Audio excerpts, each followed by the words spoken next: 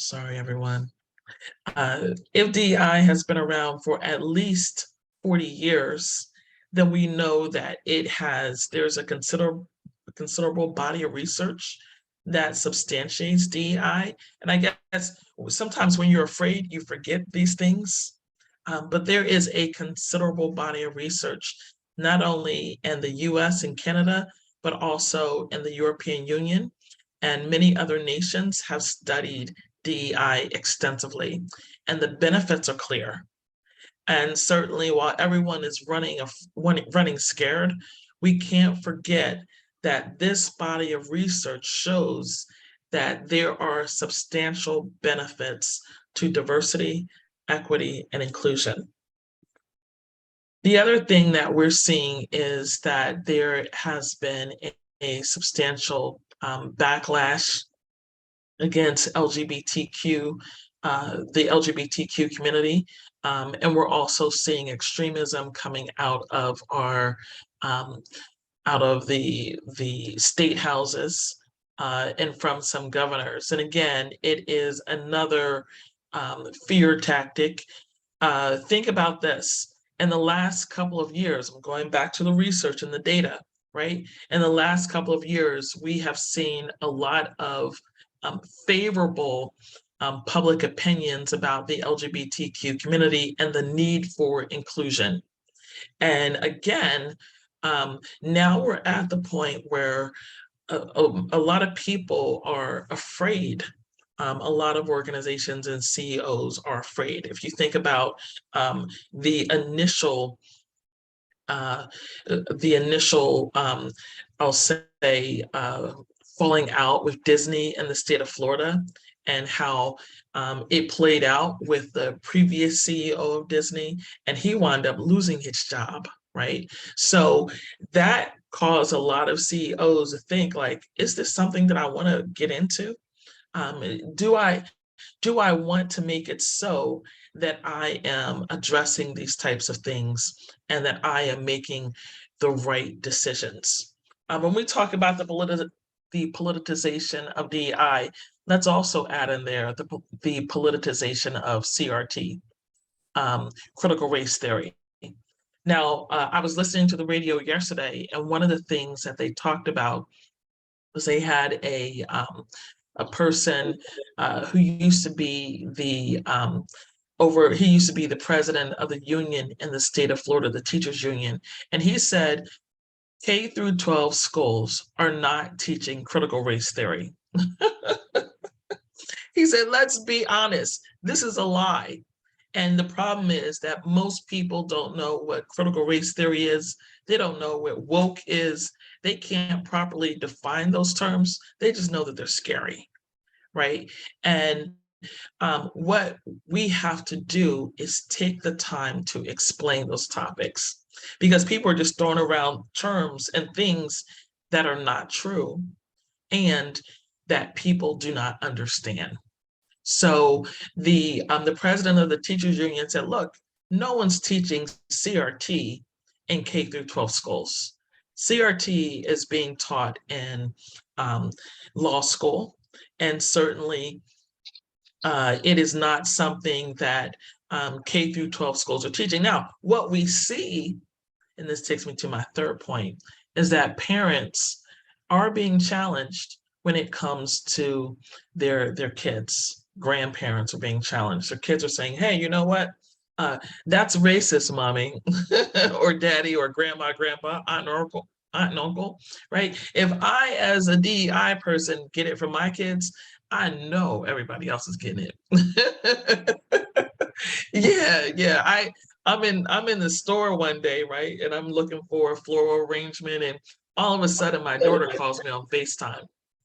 And when the phone rings, I'm like, hello? And on FaceTime, it's on speaker. So my daughter's like, hi, where are you? I'm like, oh, I'm in the store looking for a flower arrangement. And she's like, what store are you in? And I told her the name of the store. She's like, get out of there. It's racist. And I'm like, ah. I threw that phone so quickly, I just hung up. I hung up the phone. I'm like, oh shoot. And all the white people in the store, they were looking at me like, what is going on here?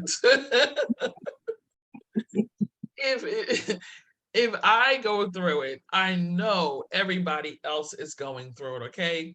I go to the supermarket and I'm like, okay, let's get some tacos. And my daughter looks at the aisle heading in the supermarket and she's like, oh no, this store is racist. Did you see the label that they have in the aisle? I'm like, okay, let me get her out of here because she is over the top. Okay. Right. Trina said, my 9-year-old will call you out quick and loud. Right. When I took my kids, my husband and I took our kids to see Black Panther. And we're all excited, like, yeah, that was awesome. That was a great movie. And the kids were in the back seat quiet. And we're like, okay, what's wrong? What happened? They were like, that was racist. We were like, what? So I know if we're getting it, other parents are also getting it, right? So it's not something that that people can get away from and say, hey, we're going to outlaw this in the school. We're going to outlaw all these communications. We're going to make it so that TikTok is banned, that any conversations about DEI or race are getting banned in schools. We're going to make sure that we control these young people. Um, and the problem is that they don't want to be controlled, right? And the problem is they don't want people to take away their DEI. It is we're talking about a new generation, and certainly they have their own news feed on TikTok, and they're educating folks and doing all sorts of stuff that I would have never thought of when I was their age. And I can tell you, this new generation that we're looking at is totally different than some of the generations that we've seen in the past. And one of the things that concerns them is gun violence. They're concerned about their future. They're concerned about a whole lot of different things that simply aren't being talked about, and things that solutions aren't being presented for. So I'm going to talk about why this is important, because Gen Z is looking for solutions. And right now, everyone is running scared, right?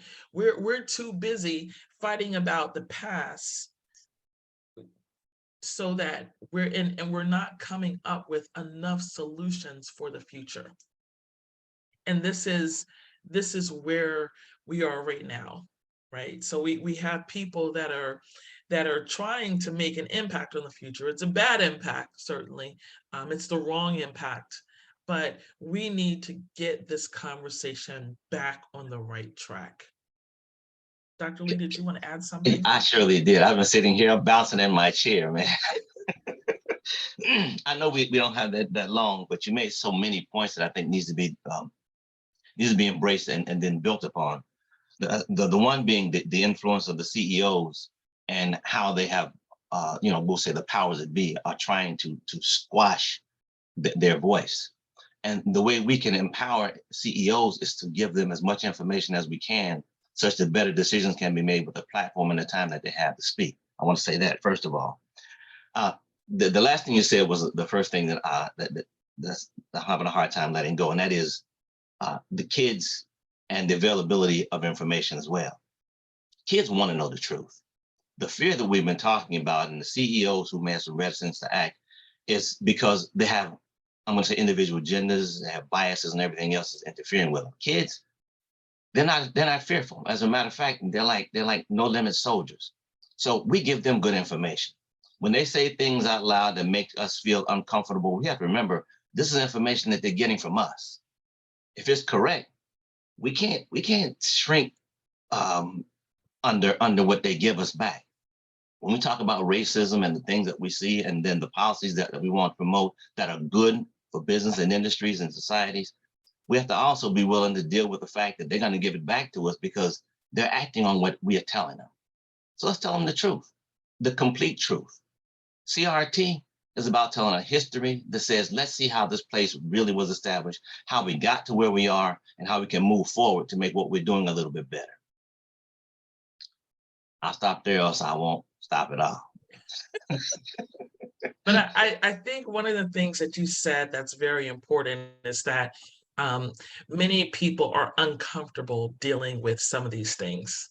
And over the last couple of years, the workplace has been instrumental through DEI training in making people to become more comfortable with some of these topics and some of these issues that Generation Z is concerned about. But this whole idea about fear, like you said, Dr. Lee, young people, they don't have that same level of fear, right? Uh-uh. And what we're finding is that fear is a choice. Delmar Hamlin said that when he was asked, "Am I going to go back into? Are you going to go back into football?" He said, "Look, fear is a choice." And many of us adults, we are choosing to be fearful. And we have to get to the point where we're no longer running with fear and where we're getting comfortable with being uncomfortable. This means that we're going to have to continue to learn and continue to grow, and that we can't just say, okay, well, you know what? We're not gonna move forward anymore. We're just going to stand here and let time pass us by. All right, so um, one of the things that we also want to keep in mind is that um, a lot of organizations have been responding in different ways. They have been responding with um, layoffs, staff layoffs. We've been seeing budget reductions for DEI. We've been seeing organizations backtracking on commitments, and these backtracks have been commitments on everything from establishing DEI to making it so that they are saying, well, we don't want to use the word diversity, right? Diversity makes people feel uncomfortable. Well, yeah, it does make people feel uncomfortable if you don't like it, right? So there's no other word that replaces the representation that diversity brings, right? So diversity is an asset. Different people are an asset. And certainly there is no other word that replaces that whole representation piece, right? Where people bring their differences and their similarities together. So there, you can't say belonging replaces diversity. You can't say inclusion replaces diversity. You can't say collaboration replaces diversity, right? You have to be intentional about your language. You can add to diversity, right? You can add diversity, equity, inclusion, collaboration, and belonging, but you can't take away from it. And the reason why is because, again, no other word replaces that D. So you have to have the D. And yes, we want to be able to make it so that we have that representation piece. Why? Because when we're looking at the future, that representation piece is going to be more important than ever. And we're going to talk about that in a few minutes. One of the things that we've also seen is just a backtracking on, organizations saying, "Hey, you know what? We don't want to. We don't want to kind of stand out. We don't want the politicians to target us." Well, I'll tell you, if you get targeted by a politician, you must be doing really good. Think about this: Disney's CEO, the current CEO, was just named one of Time's 100 most influential people last week. There was a news article, and certainly he has been in battle. He is going through a battle, but going through the battle isn't what should scare us, right? So we have to get to the point where we're not like, okay, well, I'm afraid to go through the battle, right? Because we're not just talking about doing something that is, that doesn't have any impact. It does have an impact. And when we look at the future of Disney, the reputation of Disney, the brand of Disney, it has to have that brand, that image, that that surrounding that environment of inclusion. And there is no other, there will be people who say there's no other experience like Disney. And if you're really going to make it so that you maintain those, that brand and maintain your profit margins and maintain all those different things, can't be afraid. You're going to have to make those hard choices. But certainly, along with that, um, we have to make it so that we are addressing those things that are causing people to be fearful. Think about Anheuser-Busch and the current um, backlash that they are facing. It, think about it like this. This is stone cold bananas. And part of it goes to the fact that, and I know there could be someone on here from Anheuser-Busch, but I'm going to talk about it anyway. Part of it could be that there is a lack of decisiveness. So if you're going to make this decision, you need to be decisive, right? And I don't care if in Nike's case, you wake up in the morning and you see people burning jerseys and burning sneakers and throwing out your stuff. You have to be decisive. Yeah, that's the other thing. You can't just be afraid. You have to be decisive too. And that means that, yes, you could be shaking in your boots, but no one else knows you're shaking in your boots. You need to circulate that elevator pitch to all of your executive team members. Look, here is where we stand. And we believe that this is the right thing to do. Have them read from the statement, okay? But certainly, you can't make it so that you are indecisive. Now, a lot of people have been saying, "Hey, we're switching to Coors Light. You know, we're not gonna go with Anheuser-Busch, right?" But guess what? Coors Light supports LGBTQ plus. They do. I mean, so tell me, what's different? You know what's different? The difference is that the executives at the first company were fearful, and they wind up allowing that fear to move them to indecisiveness. Be decisive, make those hard choices, and stick to it. And I know it's easier said than done, from this perspective, but guess what? When you look at Coors Light, their stock has been going up too, and they still support the LGBTQ community. Hello, maybe it's just me. I don't know. Maybe I find amusement in these kind of things. But certainly, Dr. Lee, did you want to add something? Uh, um,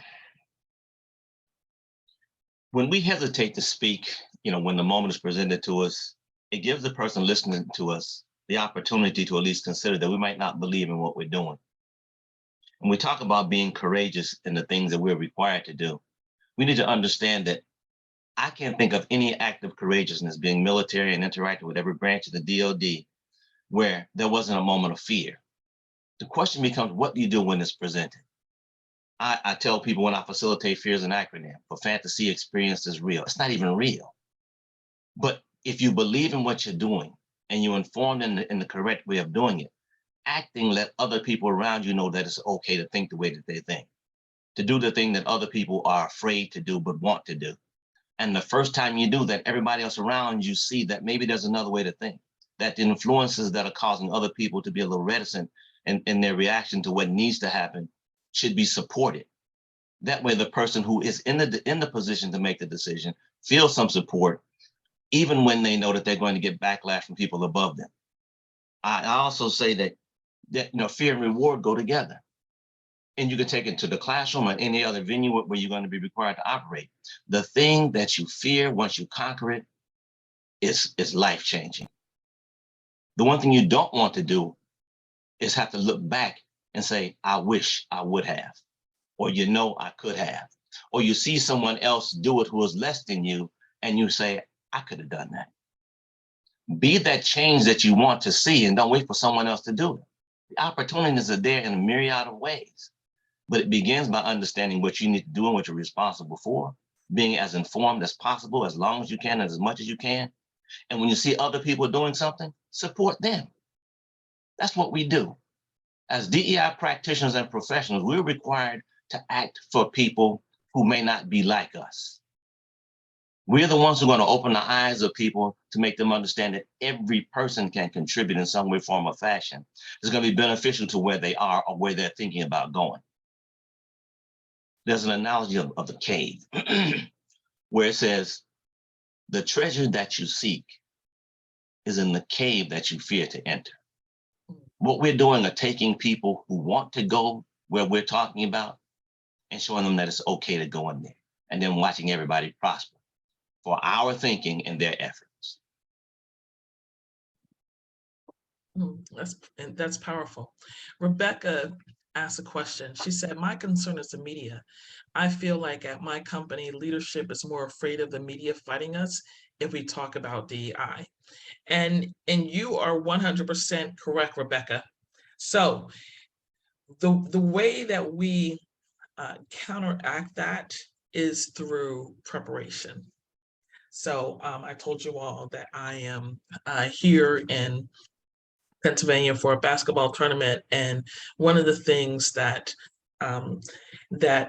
is always a challenge, when you're playing sports, you have that fear when you see people who are great players and you get on that court and you're like, wow, that person is terrific, right? I saw that person on TV, that's kind of scary, right? So one of the things that happens when you prepare, when you train well, is that fear kind of goes away.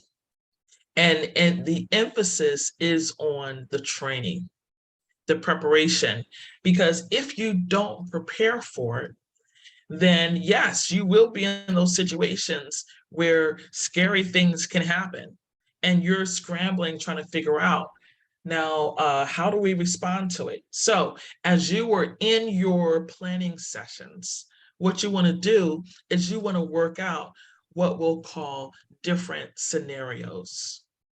And you want to say, okay, here are all of the possible scenarios that can happen.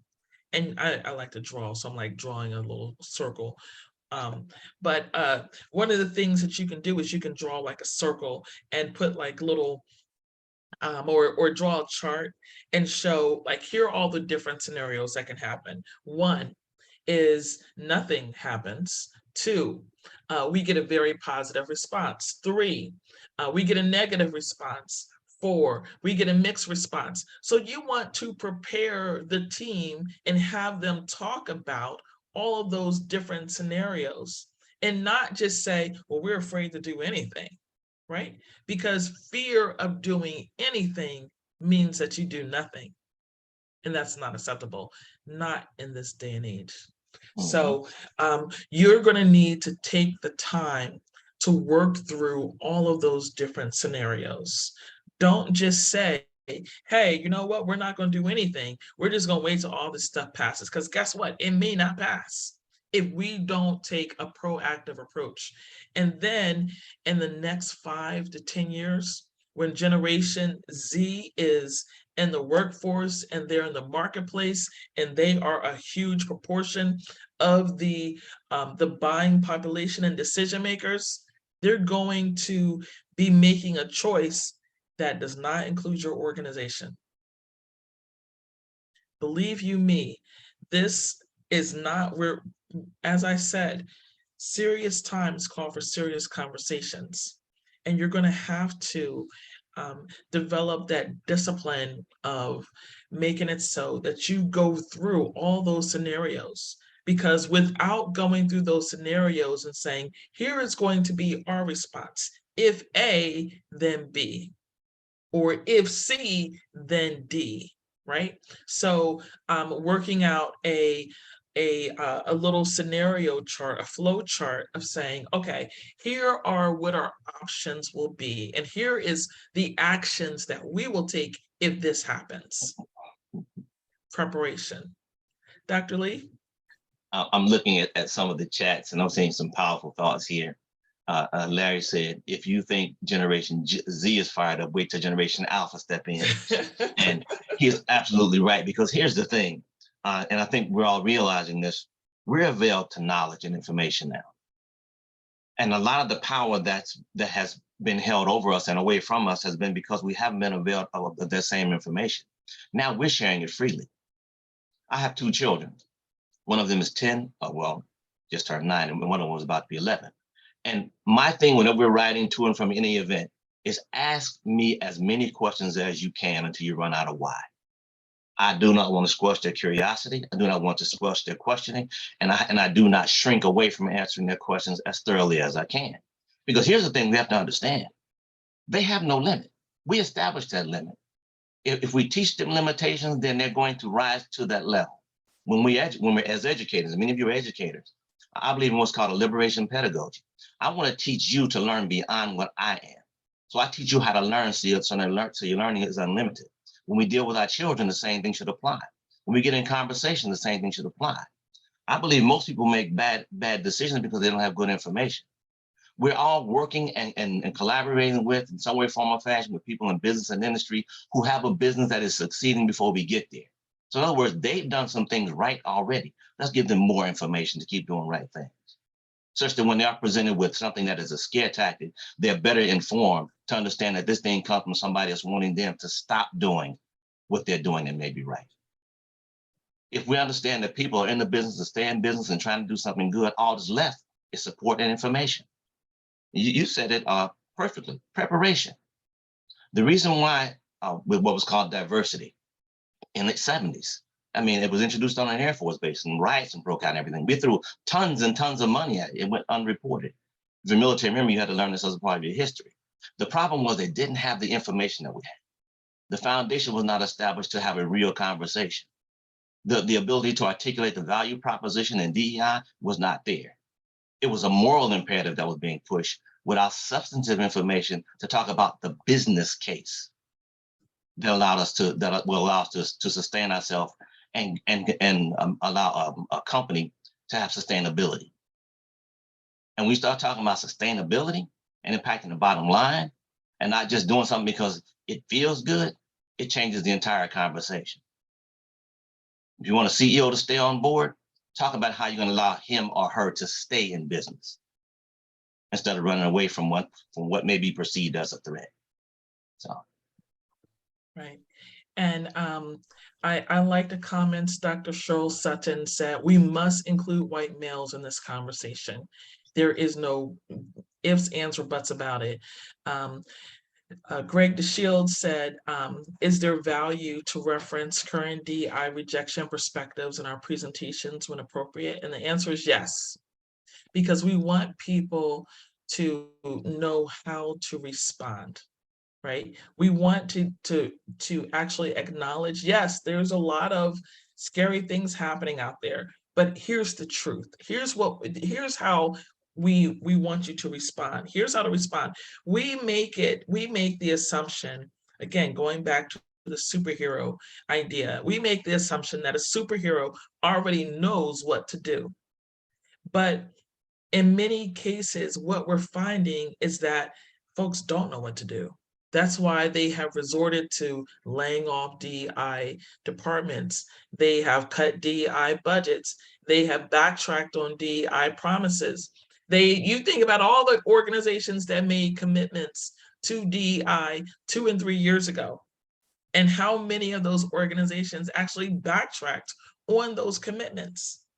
So yeah, they don't know what to do. So let's start talking about these rejection perspectives so that folks can and know what to do. Melissa, you have a question also?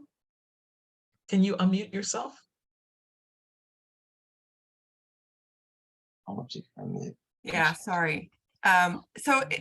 Obviously, I said this in the chat too. Obviously, my perspective in the world is limited to what I've seen and experienced, but I am married to a white man and I work in a very white dominated, male dominated field. And when we bring up DEI, the folks on my team, I'm happy to say, feel safe enough to just express themselves to me, but they get angry if they're men. They feel attacked. This is what they've expressed to me, right? Like they feel as a white man that they just can't win. And everybody's like responding, like, we need them at the table. And I so agree. But what I find is that they often cross their arms, sit back, get a stony face.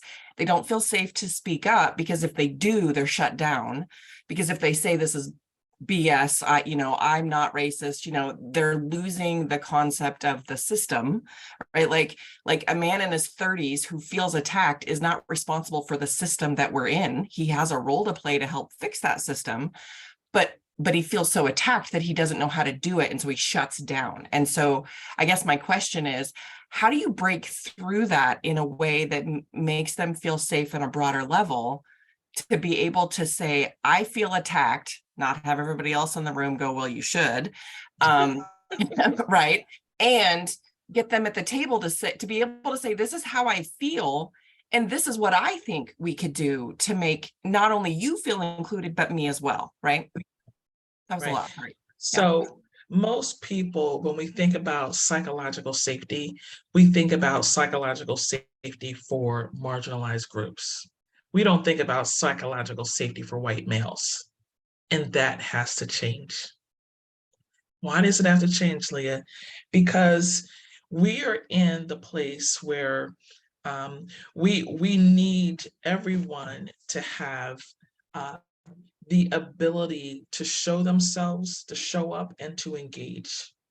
And certainly, Forbes did an article, had an article about this a couple of months ago. And one of the things that we want to do is to emphasize communication without the fear of negative consequences, right?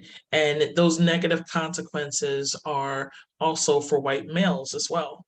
Not just saying, okay, well, we don't want the marginalized groups to not have negative consequences. No, we also want to make sure that white males do not have negative consequences from peers, right? Who say, oh, you don't get it, you don't understand. Well, let's make it so that we start asking different questions.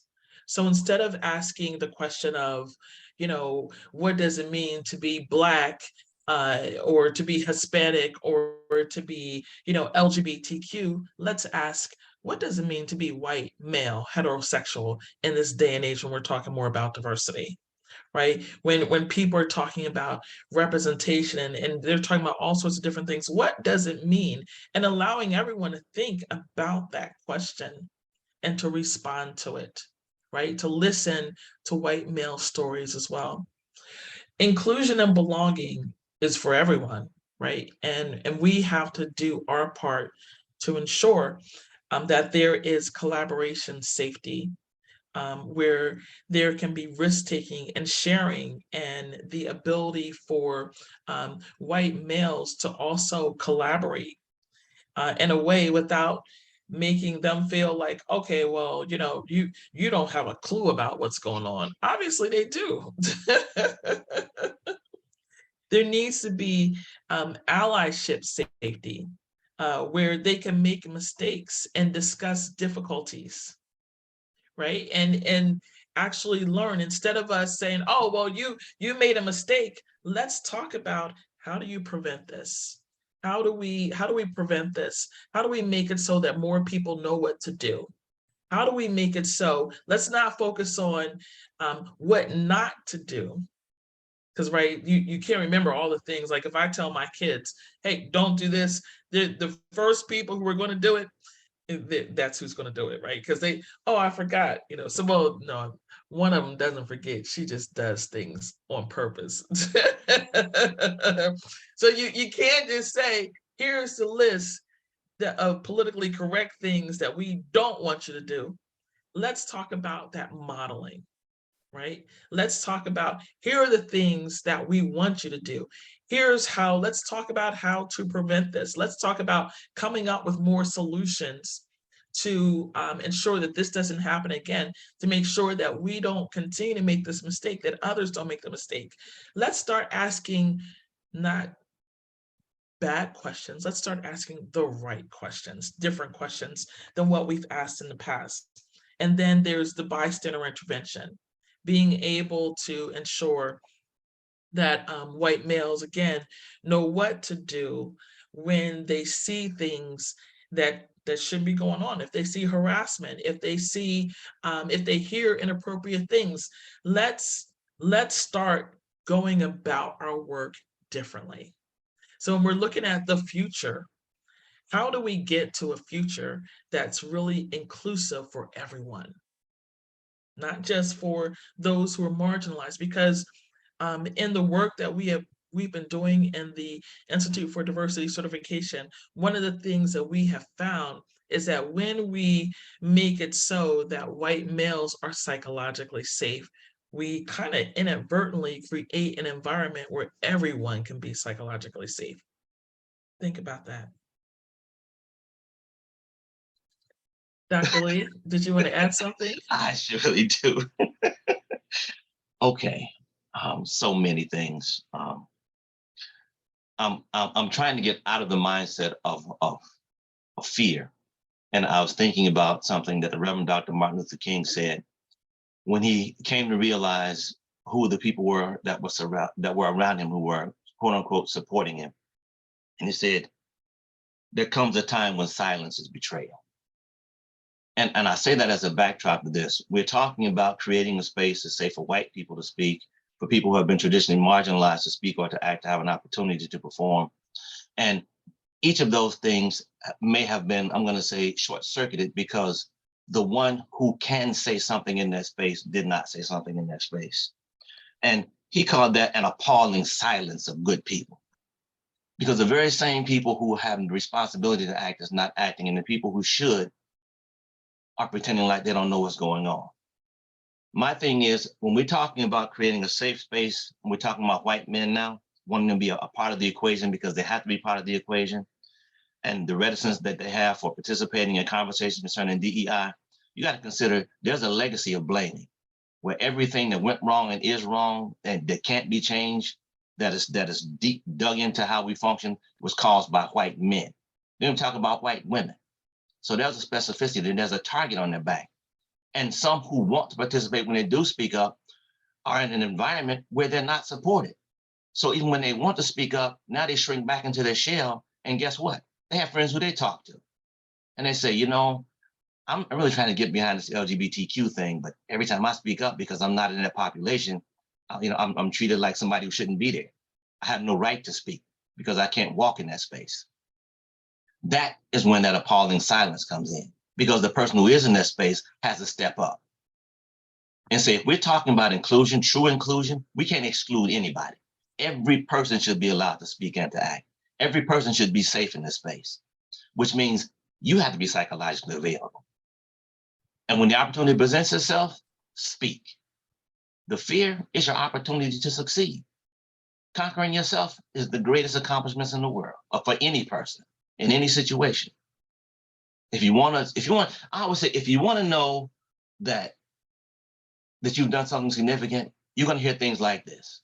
And I can say, because I've done it. Lee, you crazy. I go into spaces where I shouldn't be.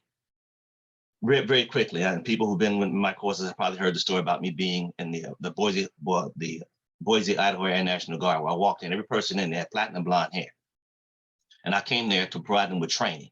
When I left there, they were going to get a bump in their pay, like two pay grades, if you know the GS system. But when I walked in, because I was a Black man and they were expecting someone else, the room froze. That silent pause was then, oh, can we help you, Sergeant Lee? And I told him who I was and where I came from. You know, my direct report was a 3-star general. Fast forward. Once I got past being called colored and a bunch of other words, and didn't trigger me, the first week, I was there for 3 months, was all about conversation. I heard things that they had been wanting to say and talk to people about all their life. But when they said color, they got a reaction. They shut them down. I opened the door. Before I left there, when I say these people literally gave me the shirt off their back, I got shirts, hats, and invitation to rodeos, barbecues, and everything else. But it was all because I opened up and said, I understand that the moment is bigger than me. That the people who are in front of me are trying to get to a place they haven't been before. And no one has been there to show them how to do it. That is the opportunity each one of us is given every time we come in contact with anybody doing our work, if we understand what we're doing and we're doing it correctly. As I said, Leah, if I start, I won't stop, but I just wanted to share that.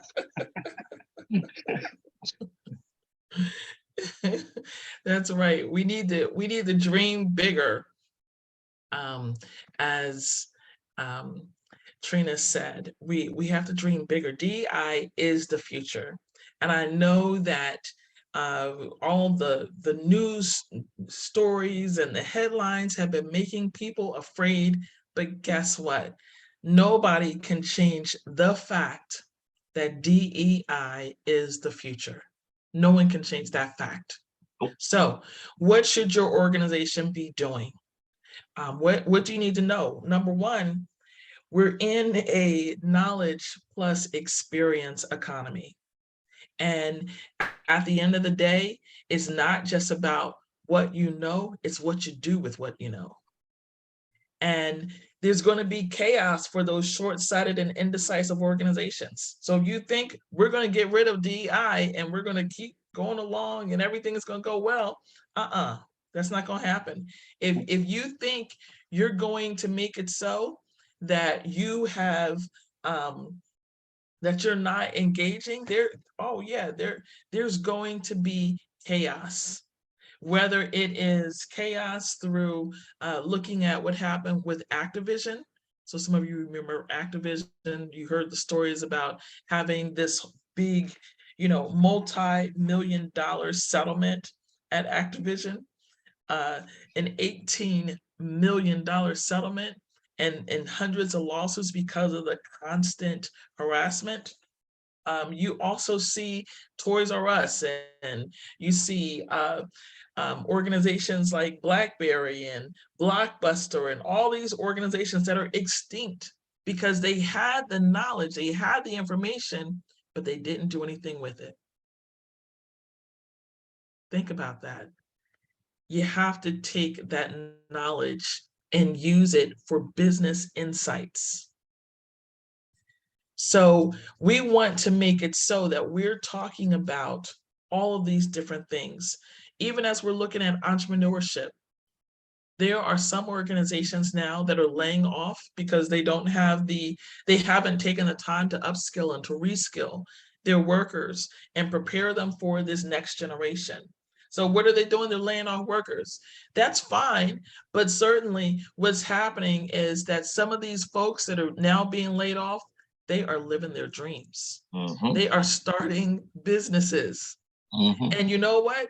They are not, they're starting with the experience, and they also have the backdrop of having, having a paycheck come for a while, having being able to have the unemployment insurance for a while. So what they're doing is they are getting into business and they're doing it big.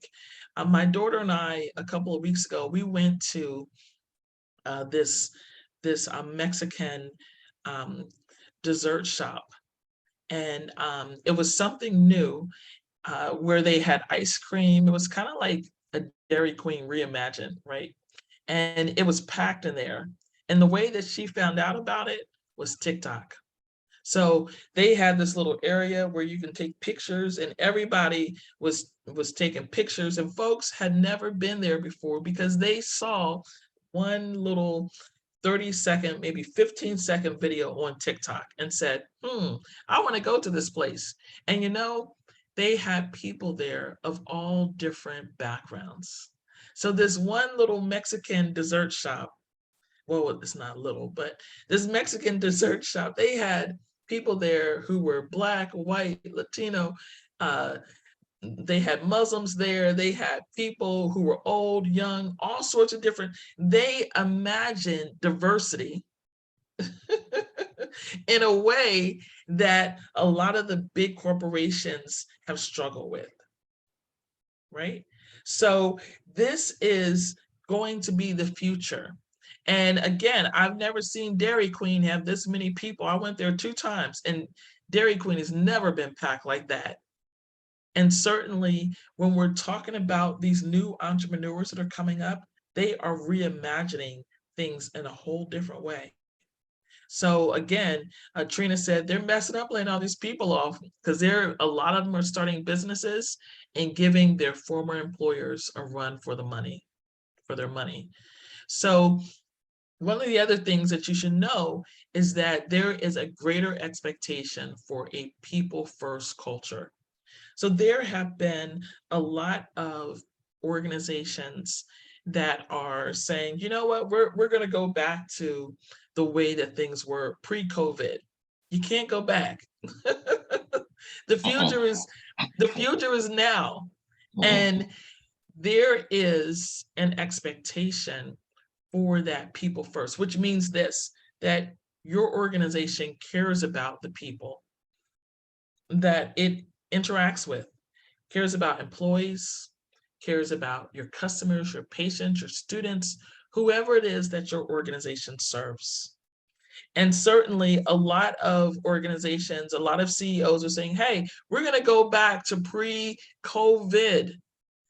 Jackie said, pre-COVID doesn't exist. Don't go back there. There's nothing good. People know what it is to have. So there's been a few CEOs that have, one female CEO, you could have seen the video where she was like, look, I got my bonus and you people need to leave Pity City and get back to work and start making me some money, right?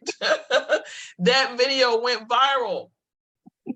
And there's another CEO who was on, he was saying, oh, you know what? It's the parents who are caregivers, the caregivers that should be working from home. They're ruining it for everybody because they are not doing their jobs. You can't go out and say stuff like that.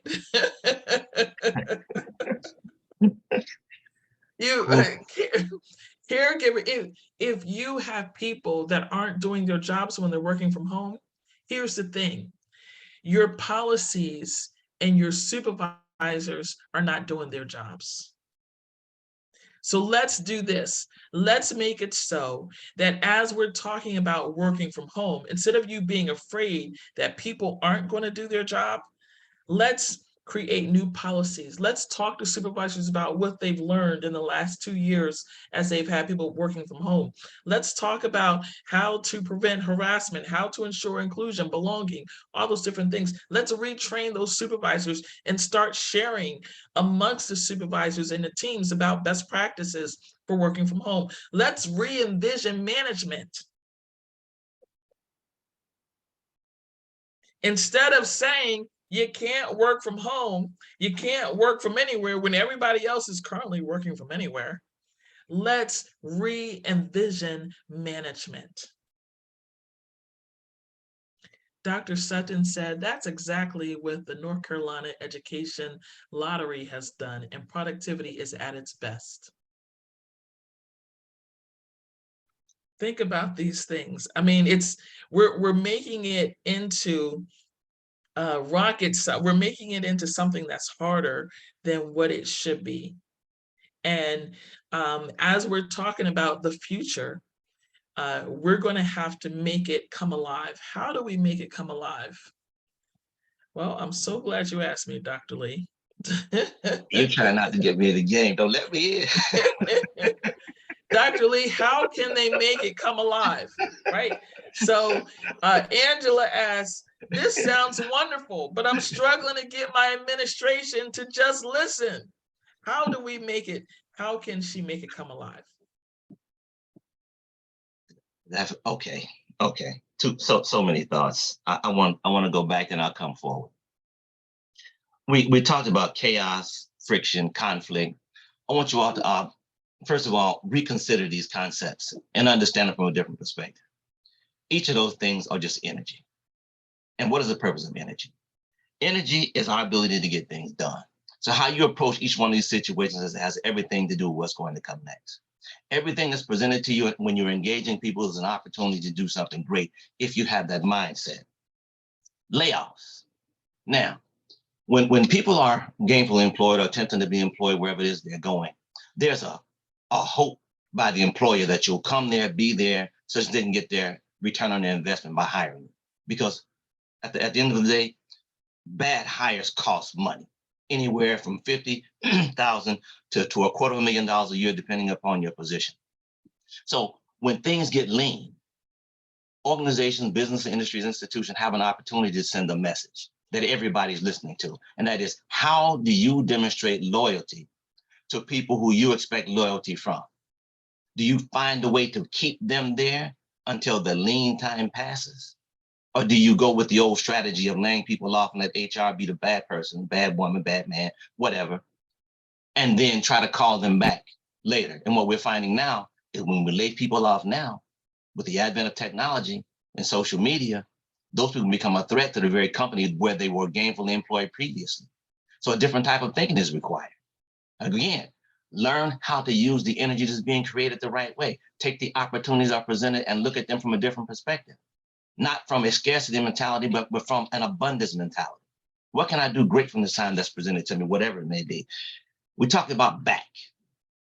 And to me, going back to work, it has a negative connotation if you think about it and how it's used in any form or fashion. My thing is, you can look back, you can think back, but you can't live back. You can't turn back the hands of time. And the people talk about turning back the hands of time are advantageous for a select few. People who have a growth mentality and understand what the future holds, and the people we're educating coming up next seek greatness for every person who's willing to do the work and want to do the work. We can't make people want anything, but we can provide everything else that's necessary to be something. I'm going to stop there because I can go on because I have notes. You're dropping knowledge, so it's all good.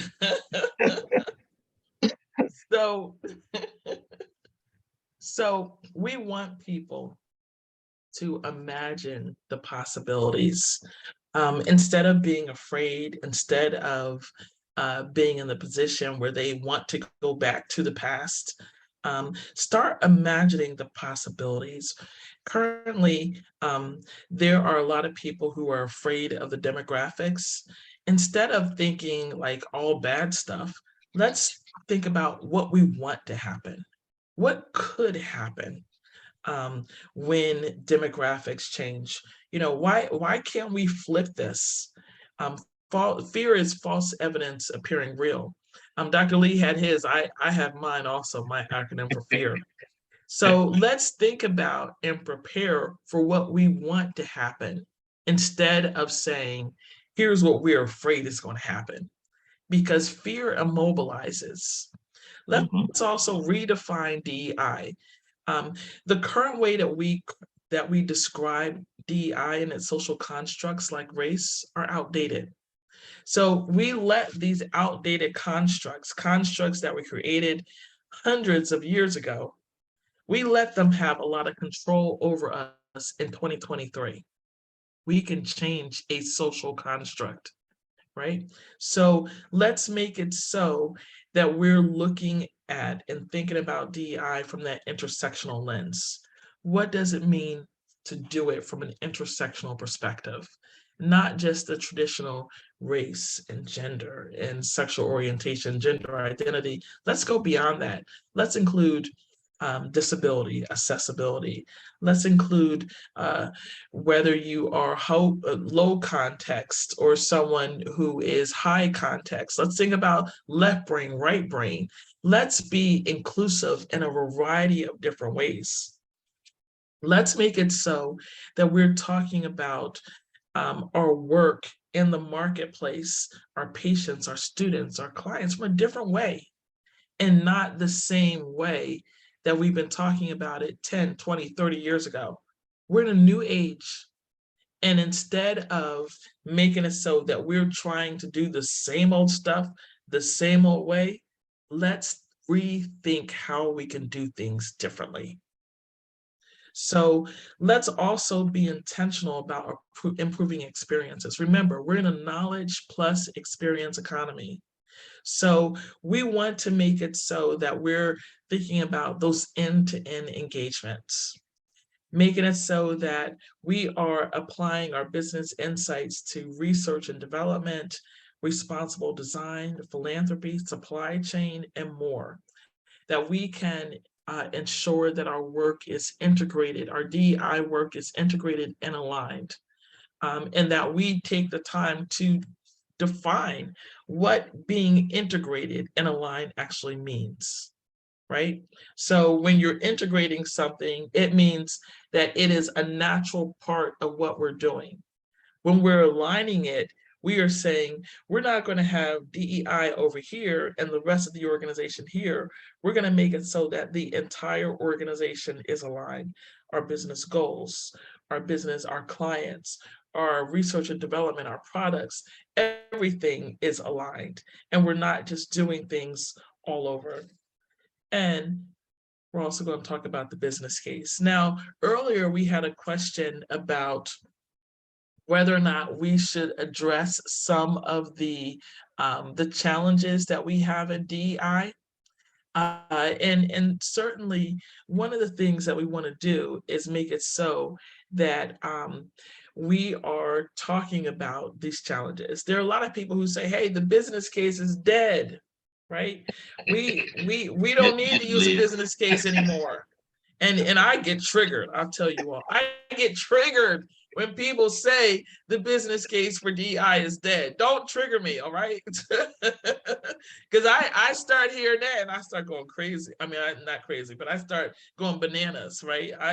I'm like, what in the world are these people talking about? So we're going to look at the business case and how to present it. Julie asked a question about low context and high context. Generally, low context, sometimes people say, oh, well, this person is very sensitive. I always joke around and say my husband's family, they're like sensitive people. They are what we call, and it's not just them, it's other people too. It's high context means that people are concerned about the ambiance, they're concerned about how you say things. They're concerned, like you're not going to send certain messages via text message, or you're not going to, leave a voicemail saying certain things. You have to make things personal. And they are a person who, is from perhaps Asia.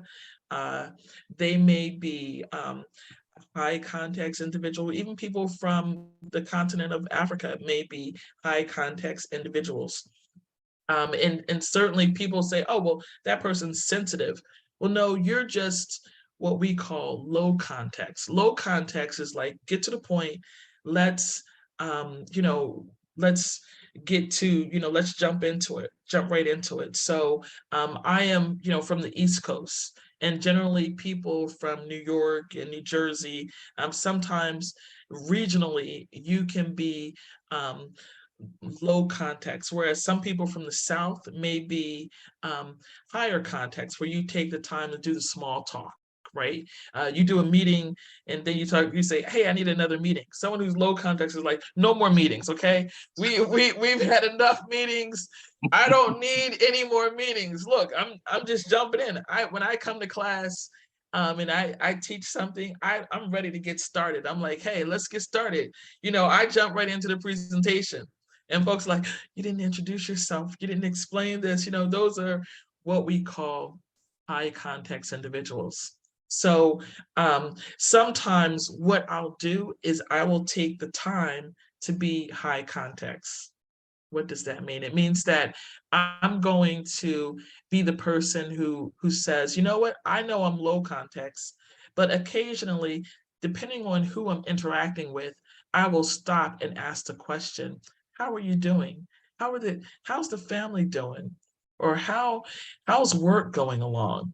Right? And making it so that I am engaging in what I'll call the small talk before I get to business. All right. So Dr. Lee, did you want to add anything before I start talking about the business case? Ooh, let's see. We're running out of time, so I'm trying to keep it brief. Let me just add this. Um, we're living in a time where we have to have an and mentality. In other words, a lot of how we've been functioning has been very binary, Democrat, Republic, hate, the black, white, all of that. Once upon a time, I think that was necessary for whatever reason for the time. But now we're past that. We're coming into business and industry as a friend of mine, I met her, she's from the UK. She called it a bolt-on, whereby DEI is being perceived as something that we really don't need, that's going to go away because it's fetish. It's not true. So what's required is for us to understand that what we're bringing is something else that can be added to what's already there. And we're trying to get away from polarizing conversation. We're trying to be as inclusive as we can in what we do. There was a book written by a guy named Will Godaro. He's a restaurateur, but if you can juxtapose his thinking, he talks about creating what's called an unreasonable hospitality. And when we approach what we're doing from an unreasonable perspective, if we fail, the opposite of unreasonable is reasonable. So you still succeed. That's the mentality that we have to have as we approach everything. We talk about being intentional. Think about it. How can I create that wow moment? How can I use the words that are going to actually create the behavior that we want? And if I fall short, the behavior is still going to be good. When we talk about redefining DEI, we're talking about understanding that it's not a threat. It's not an exclusionary practice in any way, form, or fashion. We're talking about being in a place where when a person comes in and they may be white. How about that for a concept? And best for the position, not a fit for the position. So the language that we use means everything. A part of what we do when you come through our processes as a CDP or CDE is give you the language, such as you don't step on your own foot, shoot your own foot, as they say, trying to prove a point or clarify a point. Because at the end of the day, everybody's not welcoming us. It's just a fact. And any misstep is going to be used to discount all the gains that we're making.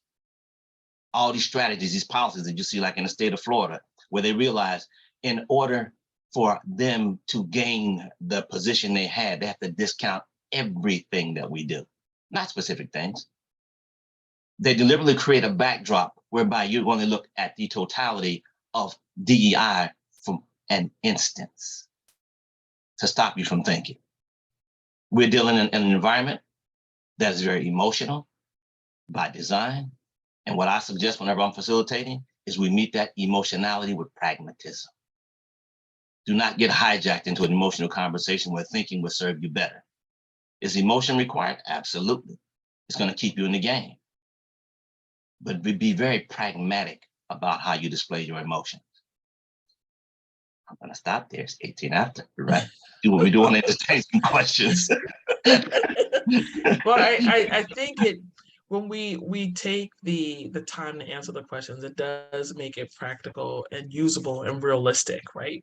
And again, one of the important things that you said, Dr. Lee, is that making it so that when we're talking about communication, that we're being mindful of how we label people and things. Right. And rethinking about, is being sensitive a bad thing? No, it can be really good in business. And making it so that we are kind of reimagining, how we can talk about things and not just saying, okay, well, you know what?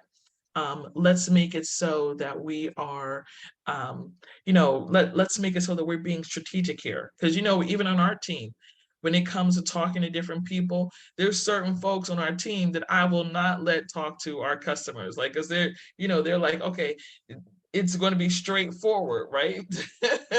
I'm going to say, Dr. Lee, or so-and-so, can you have a conversation with this person? I'm going to ask someone who has a strength of being, sensitive and being empathetic with people. I'm going to ask someone who is going to have that trait to have a conversation and sometimes have difficult conversations, right? So we want our leaders to rethink about how we currently, label people, and using those, instead of thinking about labels as a negative thing, let's think about how we can use it as a strength. DEI is a strength.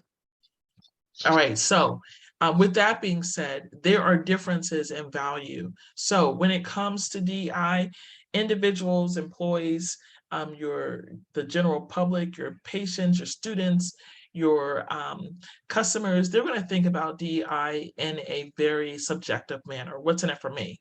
Right? They're going to look at it from the with them perspective. It's going to be unique to each individual. If you're talking to a group of all individuals who are Black, they're going to be concerned, let's make it so that DEI doesn't leave us behind.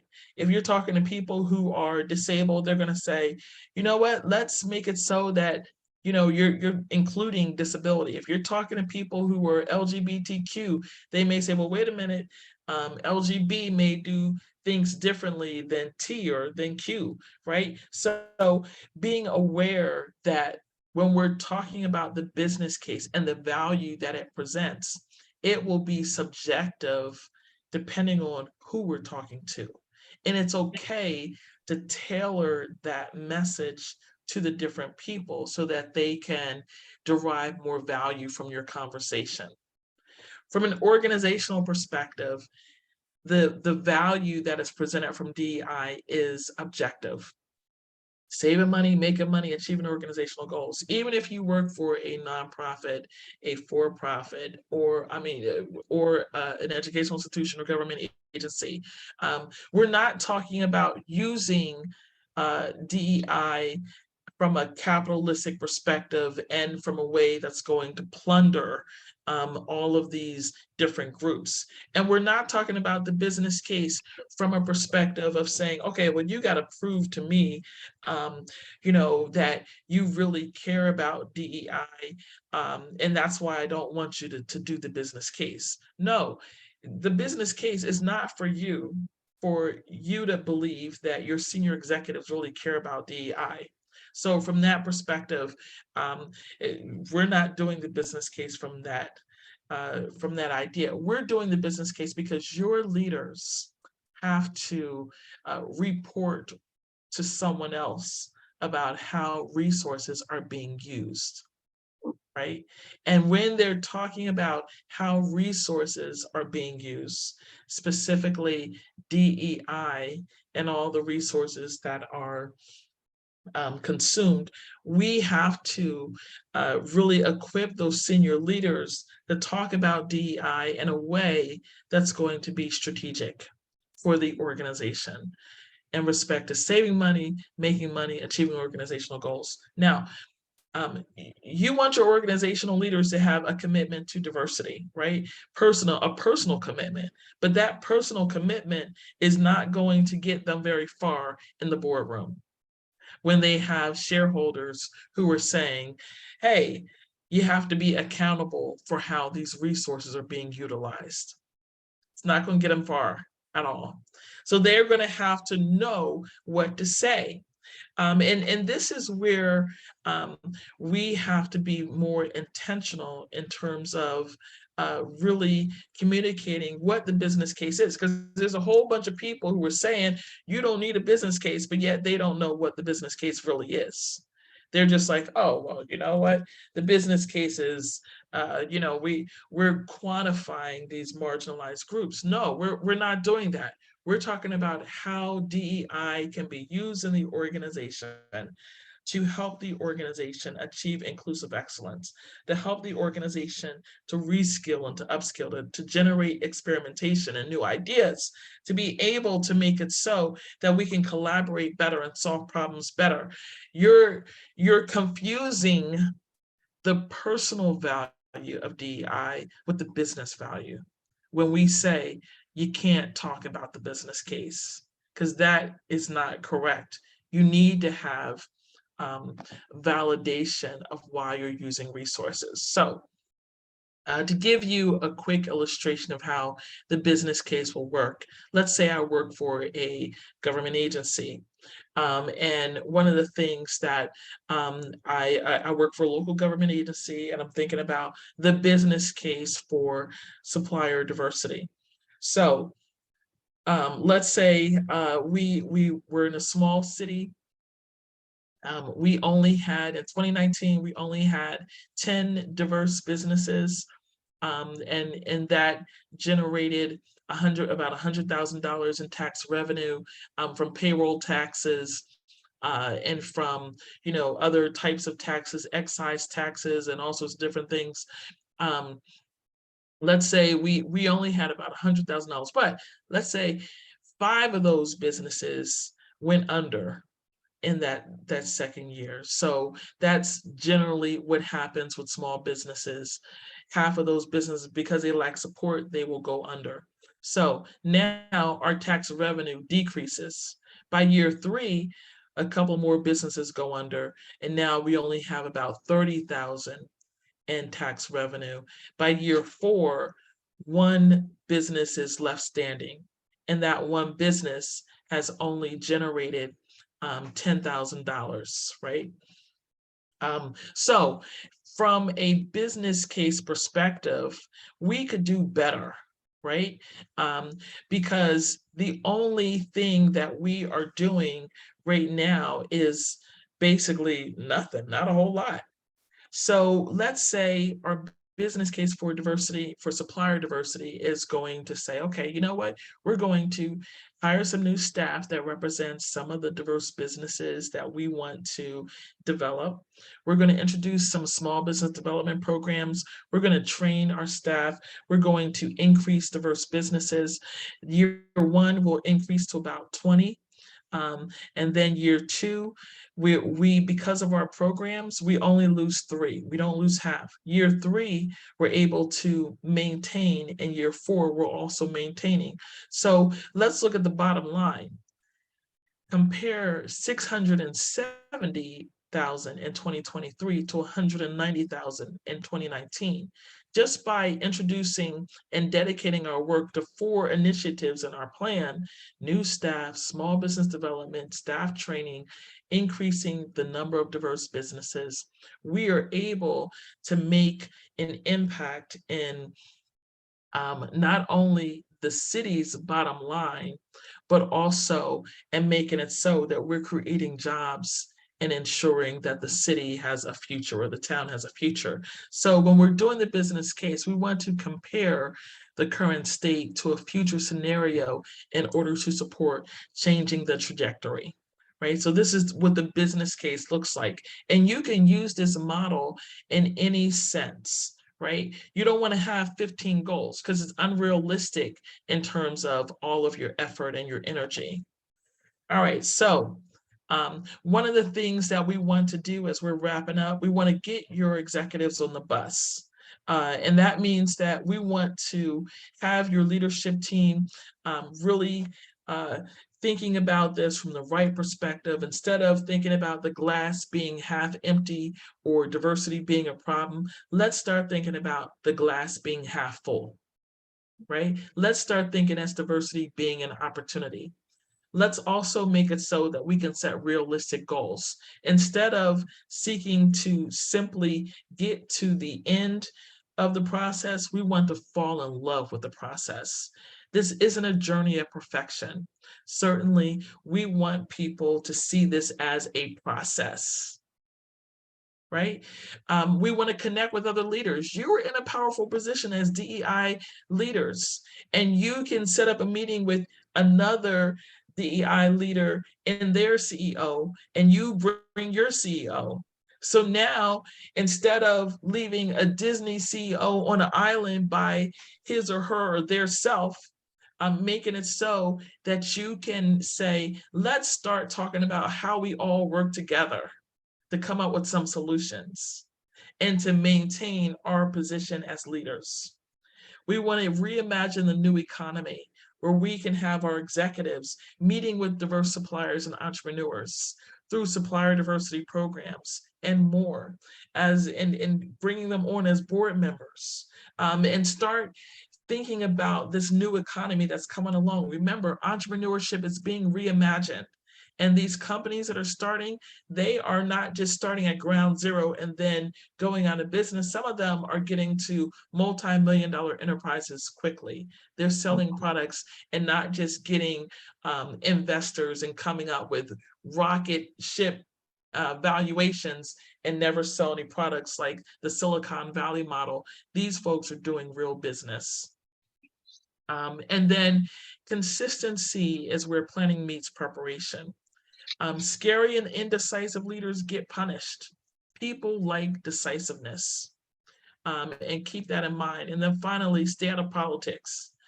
Make it so that you distinguish the fact that DEI is not political. DEI is good for business. And certainly making long-term decisions for your organization is not political. And if you need to, establish new guidelines and say, here is what we consider to be political, right? But DEI, harassment, all those different things, they are not political. And making it so that we establish those guidelines. Did you want to add anything, Dr. Lee?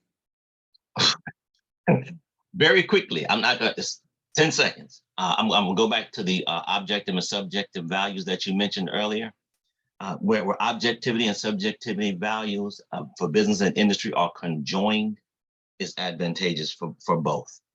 So there's a place for the person, individual interests, whiffums, if you want to call it, and the successes of business and industry, because that is how high performing teams are formed and places where you want to be employed or created. So they can work together, and when they do, both benefit. Good. All right, so that is everything that we have for you all today. I want you to think about what you can do differently. I'm hoping that you all can reimagine this work and reimagine experiences for people.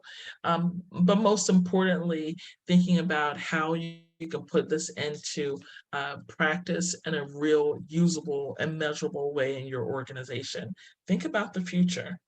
And certainly we will share as much information as we can and try to support you as much as we can.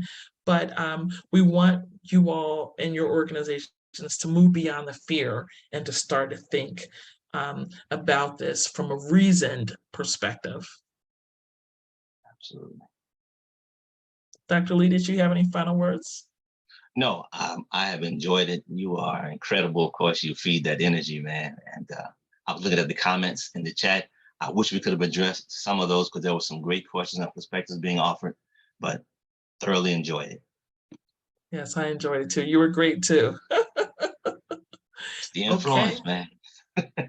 Well, thank you, everyone. Be encouraged and let's get this work done. Let's do it. Bye-bye. Have a great Have a weekend. great rest of the day.